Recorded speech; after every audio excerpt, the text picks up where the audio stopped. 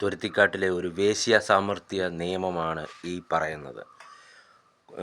ഒരു കുടുംബത്തോടല്ല ദോഷങ്ങൾ ചെയ്തേക്കുന്നത്. വേശ്യാപ്രസന്ന വ്യഭിചരിക്കാൻ വേണ്ടി കണ്ടോനുണ്ടാക്കിയ മക്കളുള്ള വേശ്യയ്ക്ക്, അതായത് സ്വന്തം ആങ്ങളയായ വിജയൻ അപരാധിക്കാൻ വേണ്ടി, അതായത് തന്തയില്ലാത്തവൻ്റെ വ്യഭിചാരം മറയ്ക്കാൻ വേണ്ടി ക്രിസ്ത്യാനികളെയും കൂട്ടുപിടിച്ചുകൊണ്ട് അവൻ്റെ ഇച്ഛയ്ക്കും വെച്ചയ്ക്കും, അതായത് പോലീസുകാരെയും കൂട്ടുപിടിച്ച്, ലാൽജി തോമസ് എന്ന് പറയുന്ന പരിയാരത്തെ കള്ളനോട്ടുകാരനായ ഒരു സംഘടനയുടെ നേതാവാണ്, വേശ്യ സംഘടനയുടെ നേതാവാണ് അവൻ.